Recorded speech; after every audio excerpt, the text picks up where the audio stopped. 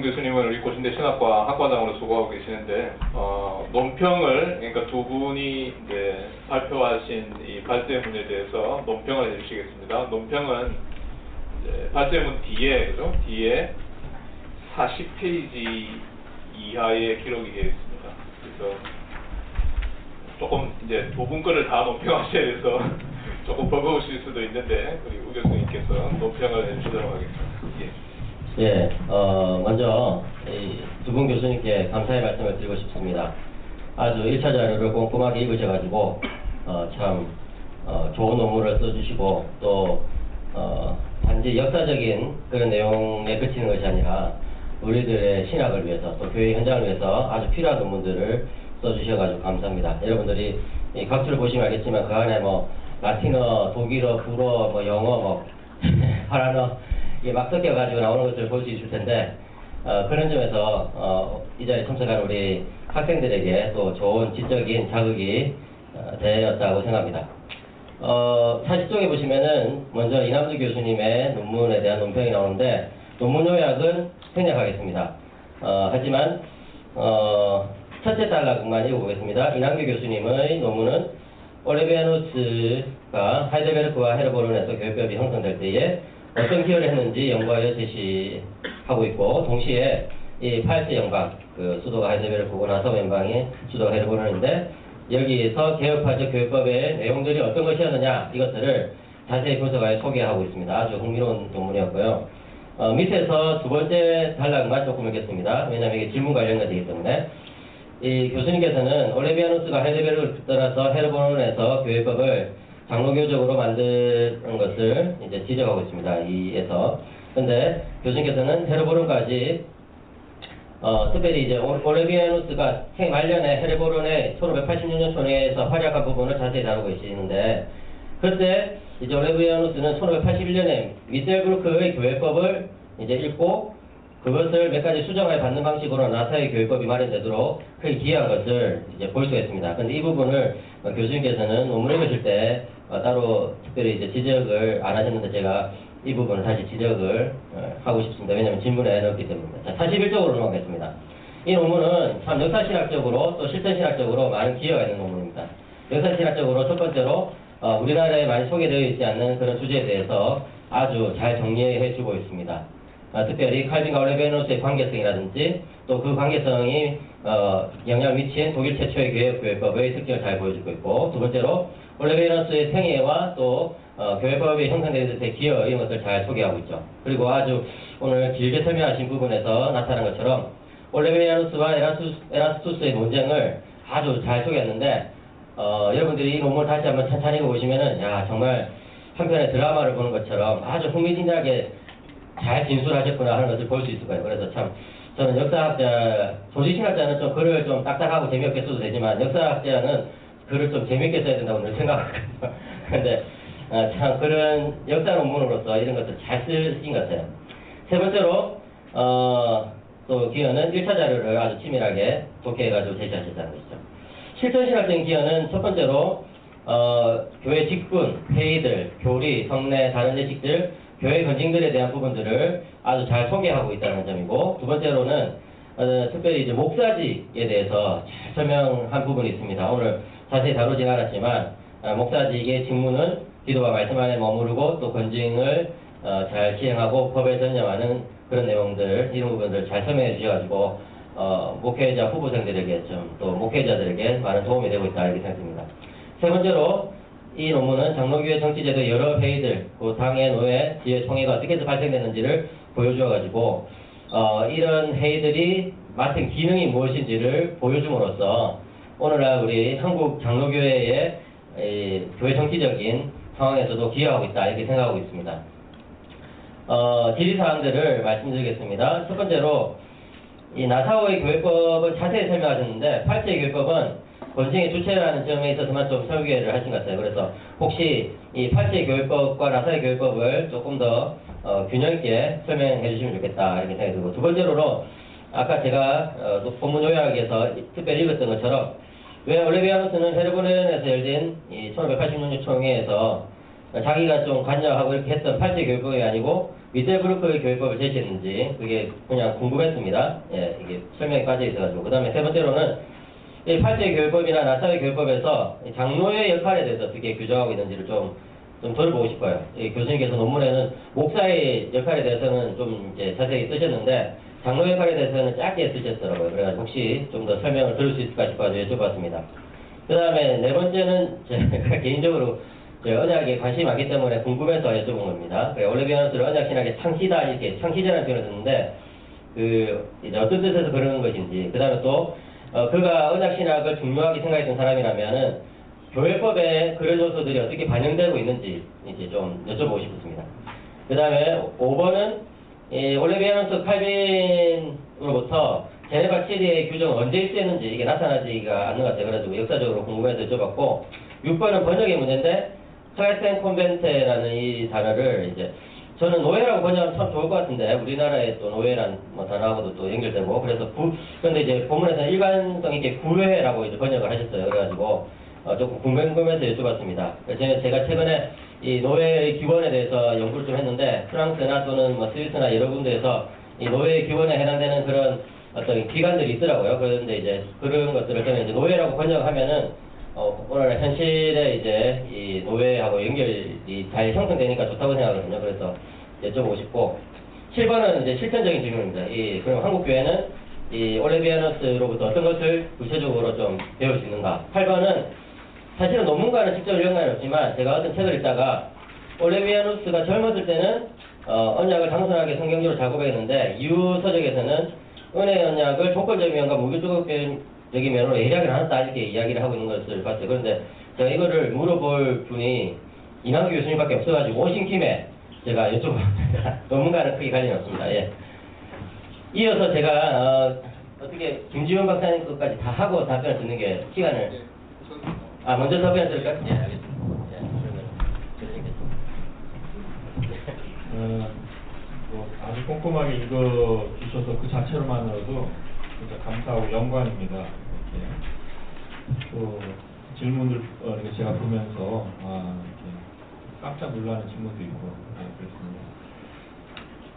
1번부터 말씀을 드리면 나사우 교회법은 사실 쪽수로 따지면 몇 쪽이 안 됩니다. 그러니까 한 5쪽 될까요? 교회법이 이렇게 라틴어로 쭉 써 있는데 제가 보는 거의 이제 일단 완역하다시피 해놓고 이제 글을 썼거든요.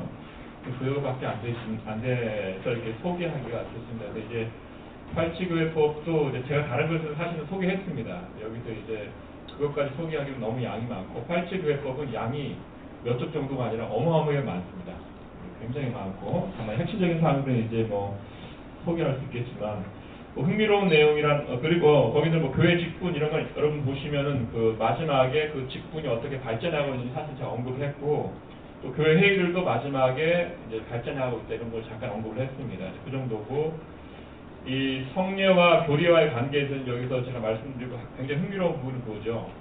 그러니까 하이델베르 요르분답서가 팔치교회법의 그 가장 중심에 자리 잡고 있는 어디에 중심에 있느냐 이 굉장히 흥미롭습니다. 저도 그것도 되게 헷갈렸거든요. 왜냐하면 교회법 찾을 때마다 그러니까 그게 이제 16세기 교회법, 팔찌교회법 모음집이라고 두꺼운 책이 있습니다. 그 안에 이제 1563년 교회법이 들어있는데, 찾을 때마다 굉장히 곤란스러워요. 왜냐하면 세례가 나오고, 그러니까 설교, 세례, 하이델베르 요르분답서 굉장히 많은 양이 들어있고, 그 다음에 성만찬이에요. 그러니까 이게 굉장히 왜 헷갈리냐면 우리가 보통 생각할 때는 성례니까 세례, 성만찬 이렇게 묶어야 될 것 같잖아요. 근데 팔찌교회법은 사람들이 찾기 곤란하게 세례에 넣고, 그 다음에 하이델베르 요르분답서를 굉장히 많은 분량을 넣고, 그 다음에 성만찬을 넣은 거죠. 굉장히 의도가 있다는 거죠. 왜냐하면 아이들을 이제 생각한 겁니다. 아이에게 유아 세례를 주고 하이델베르 요르분답서를 교육을 다 한 다음에 입교시킨 다음에 성만찬 한다는 거죠. 이게 어떤 의도가 있다 이런 걸 우리가 한번 생각해 볼 수 있고요. 이제 우리 교회에서 상당히 이제 이상 어떻게 아이들을 교육해야 될 것인가가 이제 인사이트를 얻을 수 있는 부분이죠. 그 정도 소개해드리고 싶고요. 두 번째, 왜 올레비아누스가 팔치교회법이 아니라 미텔부르크 교회법을 제시했는가 했는데요. 이 1581년 미텔부르크 교회법은 굉장히 그 교회법에 있어서 굉장히 중요한데, 제가 지금 언젠가는 한번 제가 이거 한번 바빠서 못하고 있는데 꼭 한번 해서 소개하고 싶다. 왜냐하면 개혁교회법에 말하자면 베젤 교회법도 있는데요. 그거보다 이후인데 이때 처음으로 말하자면 그 개혁교회법이 대륙에 처음으로 이렇게 완성된 모습으로 나타나는 이제 그 모습이 1581년 미텔베르 교회법입니다. 그래서 시간이 된다면 언젠가 꼭 한번 이걸 해서 소개하고 싶다. 네, 마음이고요. 이것을 이제 올레비는 당연히 미완성적인 그 팔찌의 교회법보다 그 당시에 거의 이렇게 표준을 제시하고 있는 1580년 미텔베르크 교회법을 가지고 나서 할 수밖에 없었다라는 것이죠. 그리고 이제 세 번째로는 그 팔찌교회법의 낙사교회법의 장로의 역할에 대해서 어떻게 규정하고 있는가 하는데 제가 설명한 것 정도만 소개하고 있어요. 그러니까 두 줄입니다. 그러니까 장로의 직무가 그러니까 이제 팔찌교회법에서는 성도들을 교우들을 잘 이렇게 치리하는 거죠. 그러니까 살피는 업무, 그리고 낙사우 교회법에 오면 어떻게 하면 영혼들을 잘 이렇게 성장시킬 수 있을까? 그걸 목사와 함께 한다는 거예요. 그 부분에서. 두 번째는 이제 목사님들이 들으면 좀 기분이 안 좋으실 수 있는데 목사님이 일을 잘하고 잘하는지 안 하는지를 살피는 거죠. 잘 살폈다가 시찰위원들이 왔을 때 보고하는 겁니다. 괜히 여쭤봤네. 예, 그게 그 정도고요. 그 다음에 이제 그 다음에 올레비아누스를 언약신학의 창시자로 본다인 것인데요. 사실 그러니까 언약론과 언약신학, 왜 언약론이고 왜 언약신학이라고 하는 거 아니라 칼빈은 언약론입니다. 칼빈은 언약신학자로 가지는 않죠. 그러니까 언약론이라는 것은 언약을 굉장히 중요하게 설명하면 이제 언약론자가 되는 거죠. 언약론을 설명했다 이렇게 말할 수 있습니다. 스윙글리, 블링거, 칼빈. 근데 언약신학이다라고 했을 때는 언약을 네 개로 하여서 신학 전체를 묶었을 때를 이제 언약신학자라고 합니다. 근데 이걸 최초로 한 인물은 누구냐 했을 때는 사실은 우르시누스입니다. 근데 우르시누스는 한 번 하고 나서 그 이후에 전혀 하질 않습니다. 그런 시도를. 근데 올레비아누스는 그러니까 3권의 책을 남기는데 처음부터 끝까지 언약이라는 주제로 그 교리 전체를 묶습니다. 그래서 그리고 그것이 3권의 책이 이제 그 한 8년 혹은 10년, 9년 이 정도의 간격을 두고 발전하게 되는데 그때마다 굉장히 깊어지는 거죠. 언약을 4개를 묶는 방식이 깊어집니다. 그래서 이제 올레비아누스를 그런 의미에서 언약신학의 창시자라 이렇게 말할 수 있는 것이죠. 그 다음에 교회법에 어떤 영향을 주었는가, 이것도 제 이제 연구 과제 중에 하나입니다. 그러니까 왜냐하면 제가 팔찌교회법을 읽다가 굉장히 이제 크게 놀랐는데 교회법 곳곳에 언약이 들어가 있습니다. 그러니까 세례를 줄 때 또 성만찬을 시행할 때 언약을 설명을 하는 부분들이 나옵니다. 그래서 특별히 언약의 그 상호성의 의미, 그러니까 하나님께서 자신을 우리에게 묶으셨듯이 우리도 하나님께 우리를 묶어야 된다. 이것이 세례다. 이런 것이 교회법 안에 나와요. 그래서 그런 부분이 굉장히 인상적이어서 이게 언약이라는 것이 교회법, 특별히 예식문 또는 예식하는 방식에 있어서 이게 이미 사용되고 있었구나. 이거 저에게 인상적이었기 때문에 저에게 하나 연구 주제이죠. 원찰총. 그 다음에 이제 5번 질문 같은 경우 1960년 9월에 이제 보냈는데 저도 언제 했는지 모르지만 아마 그 다음에 이제 보면은 칼빈이 답장을 상세하게 하는 때가 있습니다. 저는 그때 첨부해서 보냈을 거라고 저는 추정을 합니다. 네, 그때 칼빈이 제가 11월로 제가 알고 있는데 답이 10월 달에 11월에 답장을 하게 됐는데 그때 첨부해서 가지 않았을까 이렇게 생각을 해봅니다. 그리고 6번 질문이 이제 저는 사실 이제 6번 질문 들고 사실 깜짝 놀랐습니다. 왜냐하면 이거 보내기 직전에 제가 구회를 다 고쳤습니다. 노예로 다 해놨다가 그리고 제가 이제 책을 썼습니다. 이제 책을 한 권 썼는데 그쪽 우르시누스 올레비아누스 생에 대한 책에도 제가 이 부분을 잠깐 이제 소개하면서 노예라고 번역을 했는데 논문을 이제 이메일에 첨부하기 직전에 구회를 다 바꿨습니다. 왜냐하면 제 머릿속에 이제 이 노회를 라틴어로 하면 프레스테리움입니다. 노예가 프레스테리움이고 그리고 지금 여기서 당회라고 번역했는데 당회라고 번역한 것이 이 대륙개혁교회에서 당회가 프레스테리움입니다. 여기에 하나의 교회를 바라보는 어떤 미묘한 차이가 있어요. 그러니까 스코틀랜드에서 입장에서 볼 때는 교회에 어떻게 생각하면 좀 더 프레스테리움인 교회는 노회를 통해서 구현되는 것이죠. 그러나 이 대륙개혁교회에서 그 프레스테리움이 뭐냐 할 때 개교회를 통하여서 이제 시작한 곧 구현되는 방식으로 어떤 미묘한 차이가 있는 거예요. 거기다가 제가 또 한 가지는 이제 사실 그 네덜란드 혹은 교회법이 이제 번역되는 거를 제가 읽었을 때 이 부분을 이제 노예라고 하지 않고 시차례로 이제 번역한 걸 제가 읽게 되었습니다. 그러면서 이걸 노예 그 체제는 노예에 더 가까운데 이제 그래서 사실 그래서 이제 학자는 이제 그럴 경우에 그냥 도피하게 되거든요.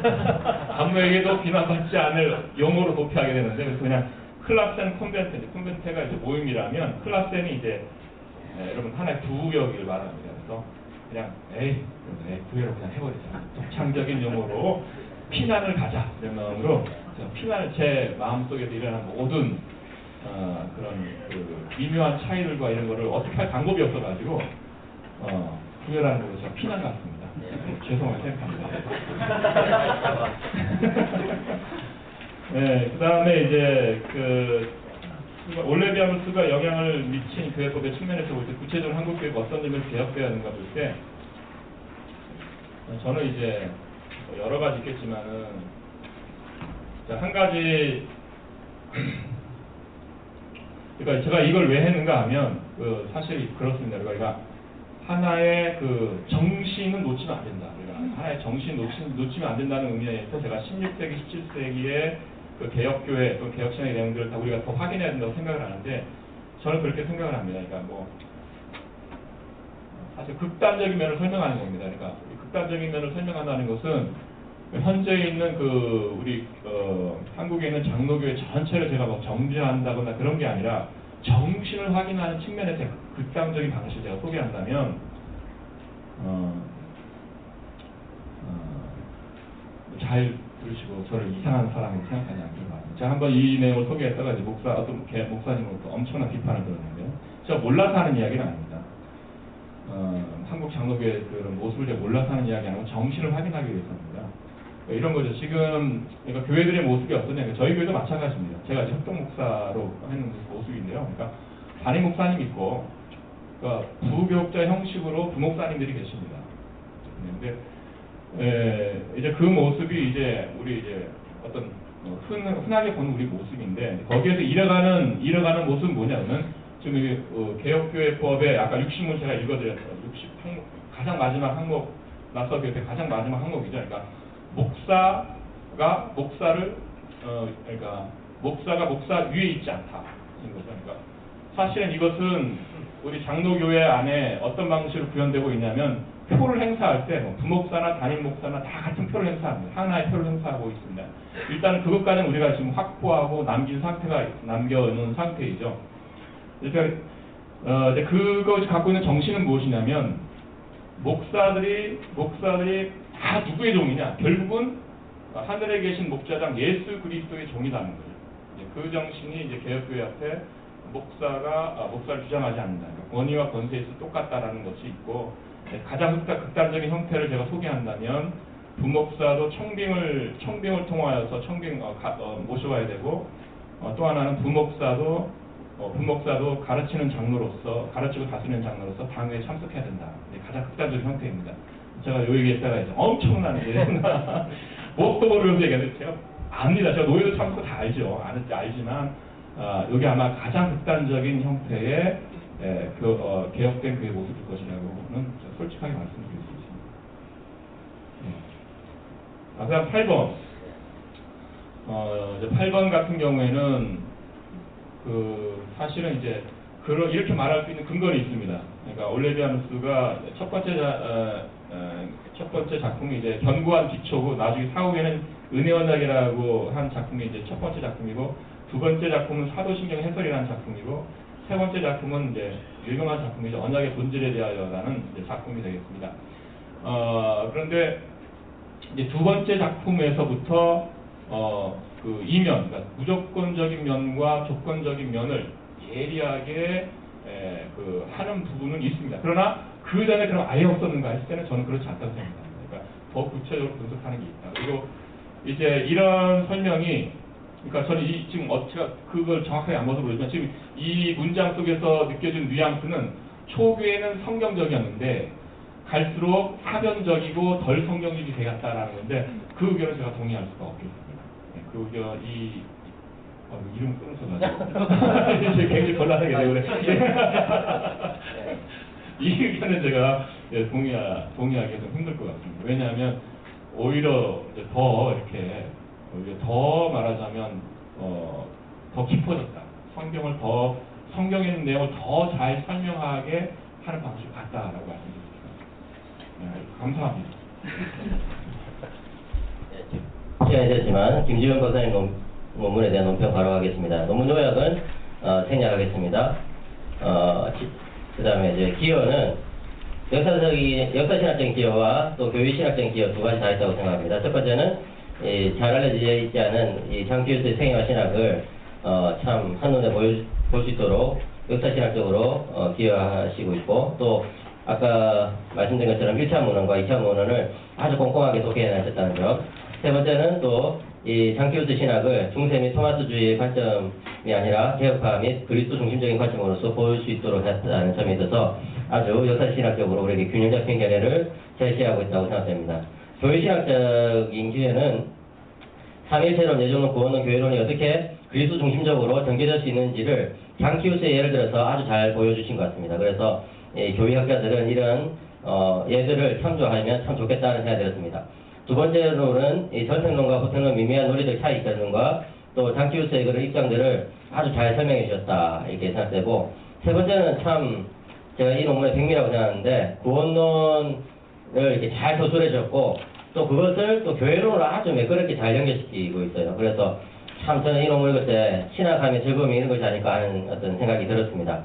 그리고 아까 발표하실 때도 그것을 많이 좀 강조해 주신 것 같은데, 이 구원론과 교회론의 관계, 또 그리스도와의 연합을 중심으로 이렇게 설명하신 거 참 감사했습니다. 이 질의사항은 첫 번째로 역사적인 부분입니다. 장피우스가 하이델베르크에 머문 기간이 언제냐, 단순히 좀 쉬운 역사적인 질문이고, 두 번째로는 장피우스 예정론에서 가장 보편적인 예정 및 보편적인 예정에는 기독론적인 특성이 없는가. 이제 이 박사님께서 논문에는 이 두 부분은 기독론적인 특성을 그렇게 많이 쓰지 않으셨더라고요. 세 번째 이제 성도의 예정 그 부분만 이제 기독론적으로 많이 서술하셨는데 한번 여쭤본 겁니다. 그다음에 세 번째로는 이 선택과 유기가 특별한 예정에 들어가는 것 같은데 또 각주 25번을 보면 라틴어로 되어 있습니다. 근데 본문에서는 또 선택과 유기가 이 보편적인 예정에 들어간다 이렇게 이야기하는데 이 선택과 유기를 어디에 위치해 두는지 장피우스가 그게 좀 궁금했습니다. 4번에 멀러 교수가 이제 장피우스는 칼빈의 이제 칼빈과 닮았다고 말하기 힘들다 이렇게 썼는데 또 논문에서는 이 김 박사님께서는 장피우스가 칼빈과 유사점이 있다고 멀러가 말했다 이렇게 이야기하고 있는데 어떤 점에서 이 멀러가 이런 말을 했는지 조금 궁금해가지고 여쭤보았습니다. 그 다음에 5번은 사실은 생략을 하셨기 때문에 제가 질문 안 하는 것이 좋을 것 같습니다. 그 다음에 6번은 많이 강조하셨는데 그리스도와 연합이라는 내용을 구원의 서정 속에서 한 단계로 넣는 것인지 아니면 구원의 서정 전체를 설명하는 큰 이제 그 기초로 두는 것인지 그게 좀 궁금했습니다. 7번 이유도 사실은 다 좀 설명을 안 하셨기 때문에 좀 약하는 것이 좋겠습니다. 그래서 제가 여쭤본 이 부분만 답변을 주시면 좋겠고, 혹시 또 제가 질문을 미리 보내드렸거든요. 그래서 혹시 박사님께서 덧붙이고 싶은 내용이 있으면 자유롭게 덧붙이시면 고맙겠습니다. 네, 감사합니다. 네, 감사합니다. 참 논문을 꼼꼼하게 읽으셔서 참 영광입니다. 아마 아까 말씀하신 교회의 지분론에서 짱키우스가 얘기한 것에 대해서는 아마도 이 사람이 그 사람의 작품에서 가장 많이 볼 수 있는 이름은 루터와 부처입니다. 그러니까 이제 그렇게 볼 때는 똑같이 이제 칼빈이 슈트라스부르크에서 있으면서도 이제 부처 영향을 받았다고 우리가 생각하는 것처럼 아마도 그가 스트라스부르크에 있으면서 굉장히 그 부처의 영향을 받았다고 이해할 수 있겠고요. 그리고 그런 면에서 충분히 그 교회의 사직제라든가 이런 직분들이 부처를 통해서 넘어오지 않았을까라는 생각이 듭니다. 그리고 6번에서 말씀하시는 이제 그리스도 연합이라는 것도 이제 제가 이제 그거는 이제 거기 설명하는 방식이냐 아니면 제가 받은 느낌이냐에 따라 다를 수는 있겠습니다. 왜냐면 어쨌든 설명을 할 때는 어떤 하나의 단계로 설명을 하게 되지, 그거는 뭐 어떤 다른 방법을 쓸 수 없으니까요. 그럼에도 불구하고 제가 이제 이분의 작품을 읽어서 느꼈던 것은, 그리고 다른 스콜라 학자들도 마찬가지입니다만, 그냥 단순히 그리스도와 연합이라는 문제는 단순히 어떤 하나의 단계로서라기보다는 전체를 포괄하는 내용이라고 생각되었습니다. 그러니까 그 그리스도의 연합 가운데서 영화로까지 가는 것이고, 그리고 그 안에서 교회로 가는 것이고, 이런 점을 생각할 때 계속해서 그리스도와 연합이란 것이 언급이 되고 나오는 것을 볼 때는 그리스도와 연합이라는 게 단순히 그러니까 차라리 뻘컵 신학 들어오면서 우리가 너무 논리화시켜서 이제 문제가 되는 것 같은데요. 그렇기보다는 그리스도와 연합이라는 것으로 어쩌면 구원론과 교회론이 다 이렇게 포괄될 수 있지 않을까 그렇게 싶습니다. 예, 그리고 뭐 이제 먼저 다시 한번 참 원론에 대해서 제가 언급한 가지 참 유감스럽게 생각하고요.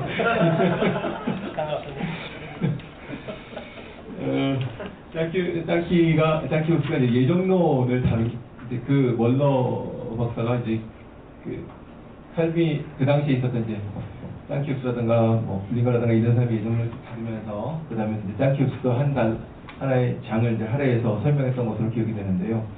이제 그렇게 볼 때 이 사람이 제일 얘기하려고 했던 것은 예정론에서 그리스도의 선택에 대한 강조입니다. 그러니까 이제 그 점을 딱 잡아서 칼빈의 예정론에도 이 점이 강조되어 있고 짱키우스도 이 점이 강조되어 있으니 이 둘은 거의 유사하다. 그리고 아까 말씀드린 이제 구원에 대한 확신에 대한 문제, 또 칼빈도 똑같이 그리스도를 선택에 대한 거울로 보았고, 그 다음에 짱키우스도 어느 정도 그 이해가 있기 때문에 이 점에서 칼빈은 비슷하다라고 이제 그렇게 지적을 합니다. 근데 제가 볼 때는 저 여기서 또 말씀하셨습니다만, 이제 예를 들어 보편적인 예정하고 보편적인 예정이나 가장 보편적인 예정을 얘기할 때는 사실 칼빈적이기보다는 굉장히 토마스적입니다. 그거는 부정을 할 수가 없겠습니다. 그러니까 그런 측면에서는 분명히 그는 또 중세신학의 영향을 또 받은 사람이라는 것은 분명하고요. 네, 그럼에도 불구하고 그러한 내용들이 그냥 그것만 끝나는 게 아니라 그 다음에 있는 종교개혁자들에게 있었던 사고와 동일하게 나타남으로 해서 이 두 가지 사고가 다 있다고 보는 게 짱키우스를 제대로 이해하는 게 아닌가. 근데 저쪽에서는 너무나 이런 신학자들에 대해서 그들이 썼던 용어, 그들이 썼던 방법론, 그러니까 용어라든가 아니면 표현만 너무 붙잡고 그것을 가지고 너무 중세신학자의 어떤 그냥 후배들로만 이렇게 인식하는 게 이게는 이 사람들에 대한 적절한 평가는 아니라고 생각됩니다. 그리고 이제 이 각기 25번과 32번을 말씀하셨는데 제가 이렇게 보니까 제가 이제 짱키우스가 쓴 책이 이게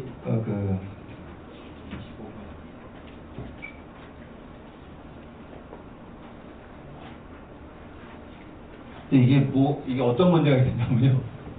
짱키우스가 처음에 1권, 2권에서 쭉 예정론에 대해서 쭉 다루고, 그 다음 마지막 7권에서 자기의 소논문집이 있습니다. 소논문집에서 여러 가지 주제들을 다뤘는데, 제가 이제 이 두 개의 작품을 비교하면서 느낀 게 뭐냐면 두 개의 작품이 약간 다릅니다.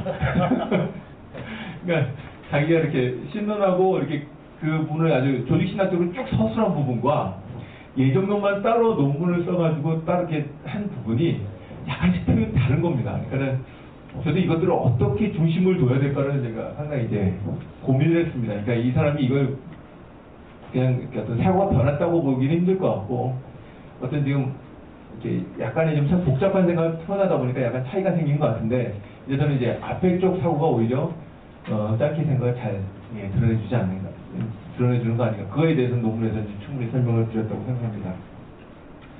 그래서 칼빈에 대해서 많이 그 영향을 받았고요. 그럼에도 불구하고 칼빈이 극복했던 어떤 그런 철학적 어떤 그가 사용했던 유기적인 방법이나 이런 것들은 아직 짱키에게는 조금 부족하다고 볼 수는 있겠습니다. 그러면서 칼빈이 훨씬 더 유기적이고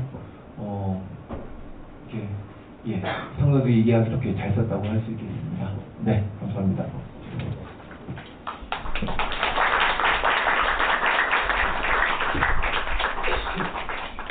논평해 주신 우리 우병훈 교수님께 감사드리고 또 두 분 교수님께서 이렇게 잘 답변해 주셔서 감사를 드립니다. 이제 시간이 좀 많이 지났지만은 이제 플로어에서 여러분들이 혹시 질문이 있으시면은 질문에 대해서 또 우리 두 분 발표하신 박사님들께서 답변해 주시는 시간을 지금 원래 우리가 마치는 시간이 4시 30분인데 지금 45분 시간이 좀 많이 지나갔는데 그래도 질문을 이렇게 받도록 하겠습니다. 혹시 질문 있으면 여러분들께서 자유롭게 질문해 주시면 좋겠습니다. 예.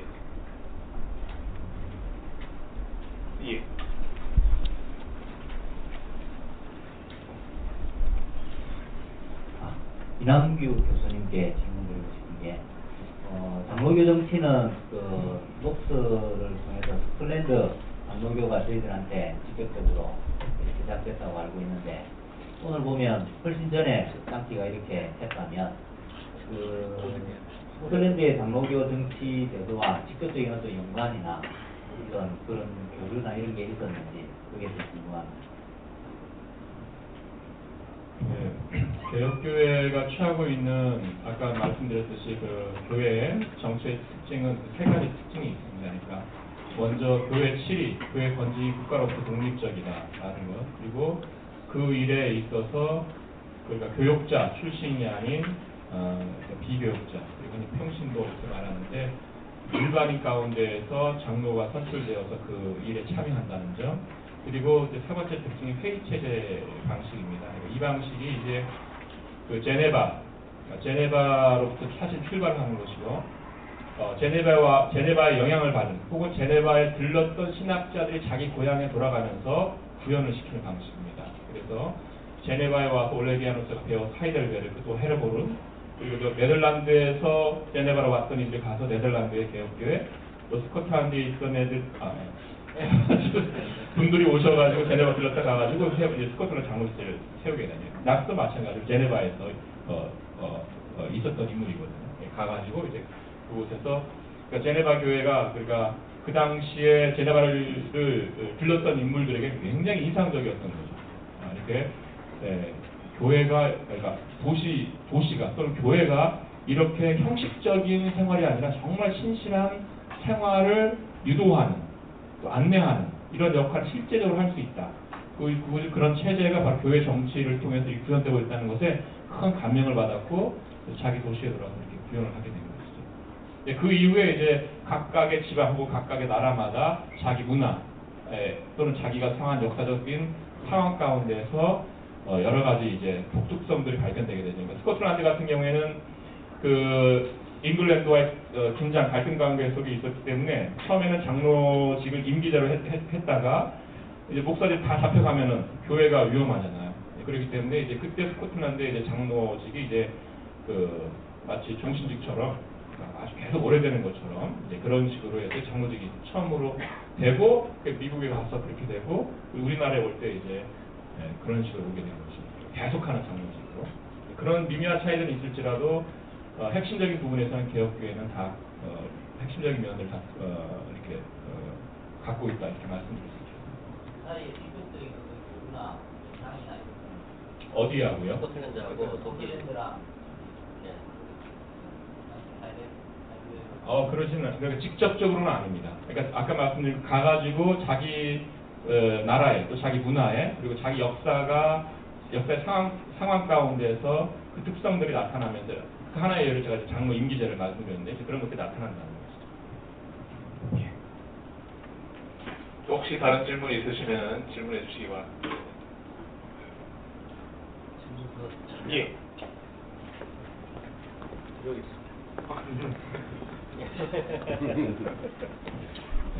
세월이 흘러서 저도 이제 후배들에게 또 참고가 될까 싶어서 우리 이남규 교수님의 강의 중에서 이제 교회법에 약간 목사의 어떤 그 동등권 아주 말씀을 근데 이제 그걸 조금 시도하시다가 합신해서 목사님은 아까 표현을 갖다가 공격을 받았댔죠.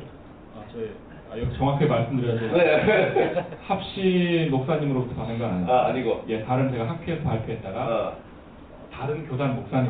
뭐. 예, 고시는 아니었습니다. 아니, 고신이든 합신이든 상관없고, 제 목회 현장에 거에 관련 예를 들고 싶었어요. 그러면 이 청중들 또 후배들에게도 도움이 되고. 제가 신대원 시절에 허승길 박사님이 화란서 공부 마치고 오셔서 첫 강의를 이제 제가 신대원 2학년 때인가부터 시작을 했어요.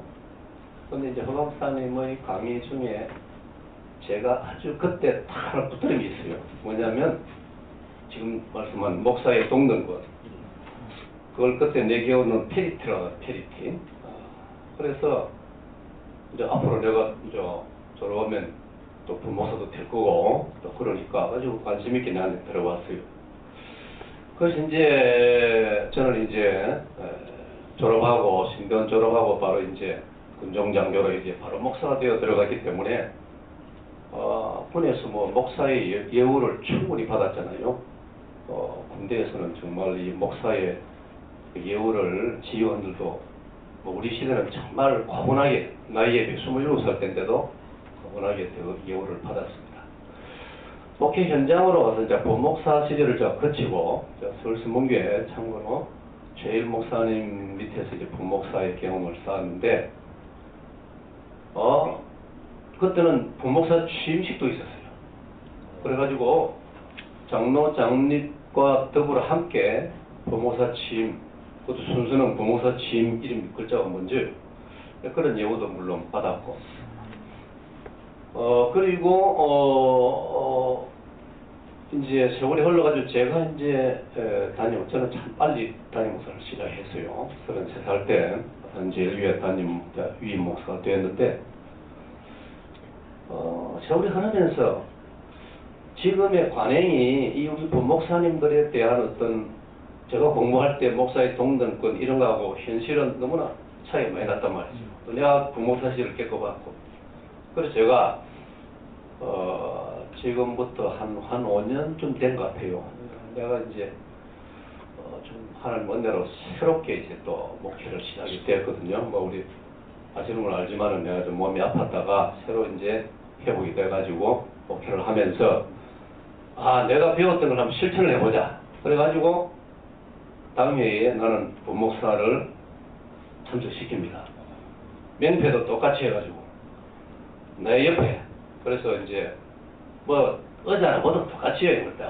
회의실이니까. 그러나 나 오른쪽에는 당회 서기, 뭐 나이를 떠나서 당회 서기, 왼쪽에는 선임 부목사, 그 다음 선임 부목사 옆에는 두 번째 부목사, 지금 우리 교로 말하면 장성민 목사, 윤대원 목사 두 사람 옆에 딱 포진시키고 정신적으로 내 기분이 좋아요.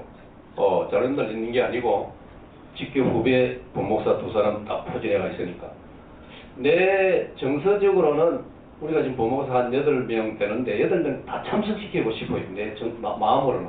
근데 그 시간대에 뭐 자기들 맡은 부서에 모든 뭐 활동이 이루어지고 있으니까 시간상으로 참석하기 어려워. 그래가 이제 아주 하니까 내가 지금은 이제 취지가 뭐냐면 어떨 때는 담임 목사로 청리마다 나가는데 실제로 당회가 어떻게 진행되는지 경험도 안 해보고 나가면 얼마나 때로는 당황스럽겠어요. 나이도 어리고. 그래서 당회의 모든 것을 직접 보고 배워라. 그게 이제 제 취지입니다. 그래서 그걸 제가 아주 보람있게 해나가고 있고 그 다음에 심지어 결혼 주례 장례식 때로는 세례식까지도 맡겼어. 내가 출타할 경우에 다 시킵니다. 다 당신들이 직접 다 해봐라. 그러니 어떤 이제 반응이 있느냐. 우리 중부산 노회의 그 젊은 목사들이 부목사 출신들 목사들 쇼크를 받아요. 이렇게 부목사를 예우해주는 그 모습에 대해서. 그래서 우리 고신이 뭐 참으로 보수적이고 그런 교단이지만은 저 같은 그런 목회자도 있다는 걸 기억하시고 우리 이남규 교수님은 용기를 내가지고 그런 주제를 앞으로 강의할 때 더 좀 널리 이렇게 유포하기를 바랍니다.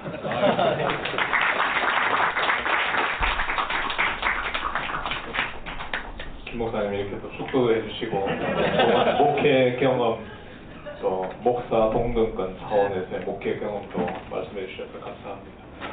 시간이 좀 많이 지나갔기 때문에 질문 마지막으로 하나만 더 받고 마치도록 하겠습니다.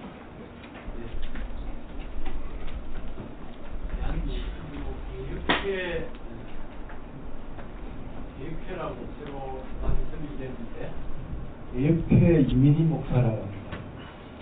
아까 지금 우리 이남규 교수님 강의 잘 듣고 좀 전에 김 목사님께서 잘 준비를 해주셨는데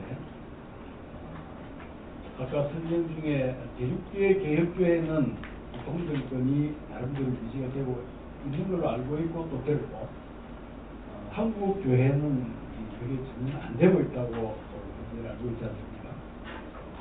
근데 영리계통 그러니까 이제 대륙교회하고 장로교회하고 개혁교회가 따로 발전했으니까 영리계통의 목사 동정권은 잘 유지되는지 또 하나는 한국 교회에서 그게 잘 안 된다면 왜 그런지 또는 정당화될 수 있는지 그걸 배워야 되는지 그런 것들을 한번 좀 소신 있게 말씀해 주시면 오래 기억하겠습니다. 네, 한국의 문화 중에 가장 어려운 문화가 상대방을 어떻게 부를까의 문화가 있습니다. 교회에서 특별히 그렇고요. 그래서 이 직명이, 그러니까 한국에서는 직무보다 직명이 중요합니다. 그러니까 사실 이제 그것도 개혁돼야 될 것 중에 하나인데, 그래서 사실 직명으로 우리가 불러들이기 때문에 그러니까 직명이 굉장히 중요하게 다가오는 것이죠. 그러니까 사실 그냥 목사님은 목사님인데 이제 우리는 이제 거기다 앞에다 다 하나씩 붙이는 거죠.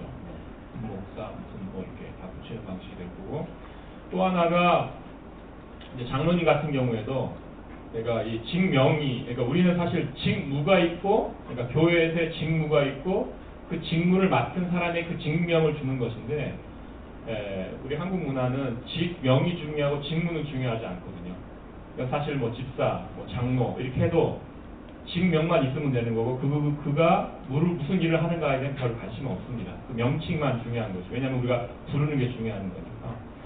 근데 서양의 경우에는 사실 그 다 뭐 그냥 미스터, 파스터 뭐 이런 방식으로 불리는 방식이기 때문에 그들에게 중요한 건 직명이 아니라 직무가 중요한 방식으로 문화 자체가 되어 있습니다.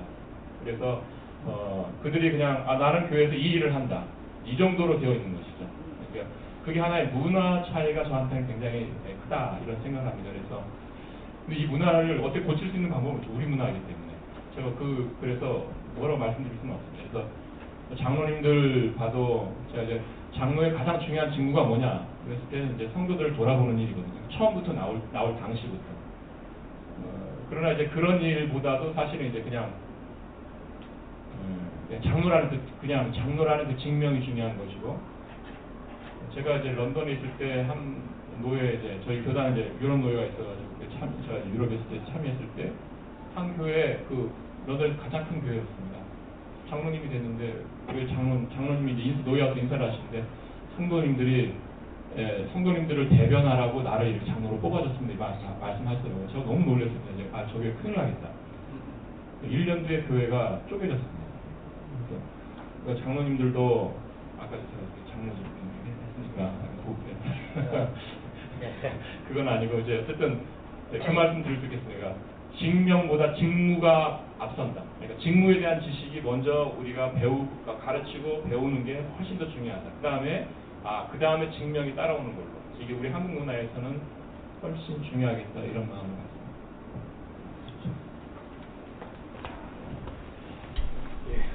우리가 원래 약속했던 시간이 4시 30분이었는데 시간이 30분이 오버됐기 때문에 물론 뭐 질문이 더 있으실 줄 알지만은 이것으로서 이제 우리 정규교회 500주년 기념 제9회 가을대 학술 세미나 마무리하도록 하겠습니다. 오늘 우리 수고해주신 우리 두 분 박사님, 이남규 박사님, 김지훈 박사님, 그리고 또 논평해주신 우리 우병훈 박사님, 분들 한번 감사하다는 위해서 한번 큰 박수로 한번 드리겠습니다.